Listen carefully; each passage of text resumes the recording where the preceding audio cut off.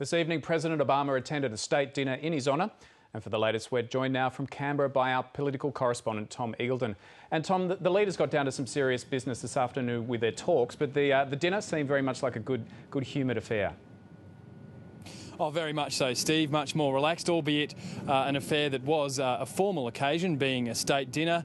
There's probably a couple of things Barack Obama hadn't seen before. In addition to being welcomed by the Governor-General, he was also given a welcome to country. For dinner, there was a classic Australian fare. Lamb was on the menu and jewfish, and for dessert was pavlova, we're told, with wattle seed. But once the speeches got underway, look, it was pretty clear that there was a lot of humour and a lot of warmth in the room.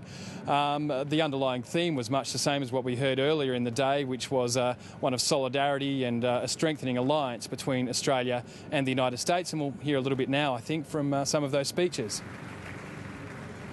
We share a long history, but we know it is a history defined more than by anything else by our shared, restless, forward questing, defined always, then and now, by the things we do together to honour our national pledges, to be young and free, to be home to the brave.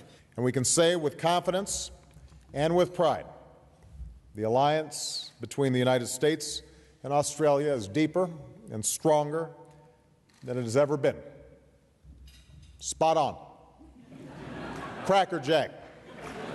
In top nick. Thank you very much, everybody. President Obama there sampling a bit of the Australian vernacular. And Tom, he's a quarter of a way through his whirlwind 28-hour tour of Australia. What's next? Oh, well, straight back to business tomorrow morning, Steve. There'll be a visit in the morning to the War Memorial, again underlining the closeness of the security pact between Australia and the United States. Then it's that address to Parliament that you heard Barack Obama talking about in the story earlier on, where again he'll underline how America sees its role in this region. After that, we're told he may be going to the US Embassy to be possibly planting a tree or something along those lines, some kind of a ceremony, and there may even be a school visit, believe it or not, before he flies out to Darwin tomorrow afternoon. And Tom, it's been a very tough year for the Prime Minister, Julia Gillard. How's the last week been for her, going to APEC, being with President Obama today and having him at this state dinner at Parliament House? Look, I think it's been pretty good for her. She seems very relaxed, as we've all noticed in President Obama's company. They seem to genuinely get on extremely well. Though there was a moment early on in the press conference this afternoon where it did seem as though Julia Gillard, for a few moments at least in her introductory remarks, seemed a little overawed by the situation. Her voice sounded as though she was quite nervous, sort of not exactly sure of what to say. She did get over that later on and grew into the confident speaker that we're used to seeing.